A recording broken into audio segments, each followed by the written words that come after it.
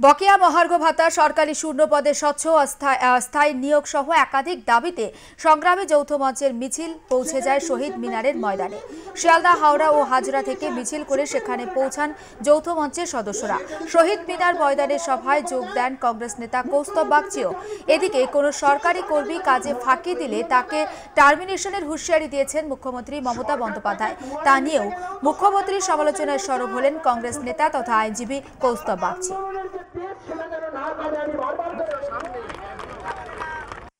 সরকারের মতন কথা বলে যাচ্ছে, আন্দোলন করলে বলছে চাকরি থেকে বরখাস্ত করে দেবো, অথচ এই কথাগুলোর কিন্তু কোনো কনস্টিটিউশনাল বেসিস নেই। সরকার করতে পারে না এই ধরনের। একটা লোক যদি তার ন্যায্য দাবিতে আন্দোলন করে সরকার তাকে বরখাস্ত করতে পারে? একটা ভয় ভীতির একটা পরিবেশ তৈরি করে দেওয়া হচ্ছে।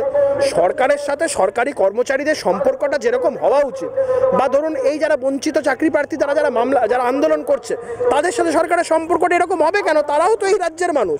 তাদের মধ্যেও তো হয়তো একটা বড় সংখ্যক মানুষজন এই সরকারের পক্ষে ভোট দিয়েছিল সরকারকে আনার জন্য। কিন্তু সরকার যেভাবে তাদের সাথে বিমাতৃসুলভ আচরণ করছে, এই আন্দোলন ছাড়া তাদের কাছে আর কোনো পথ থাকছে না। আজকের মিছিল থেকে আবারও সেই বার্তাটা দিলাম। বারে বারে সরকার যেটা বলছে যে এখানে সিপিএম এর একটা অংশ, বিজেপির একটা অংশ বসে রয়েছে রাজনীতি করার জন্য, বাকি সাধারণ কর্মচারীরা ঠিকই আছেন।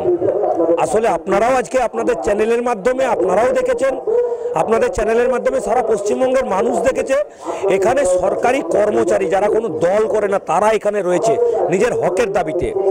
আর যারা তৃণমূল শিক্ষক সংগঠন, তৃণমূলের সংগঠন করেন, ফেডারেশন করেন, তারা বাড়িতে বসে রয়েছে, তারা ধন্য ধন্য দিদি করবে।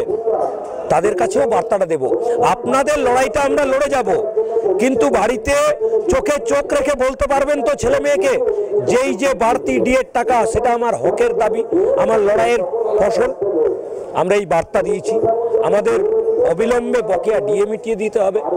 পশ্চিমবঙ্গে যে 6 লক্ষ শূন্য পদ রয়েছে সেখানে অবিলম্বে নিয়োগ করতে হবে, এবং যে অনিয়মিতকরণ অর্থাৎ কন্ট্রাকচুয়াল যেসব স্টাফরা রয়েছে তাদের স্থায়ীকরণ করতে হবে।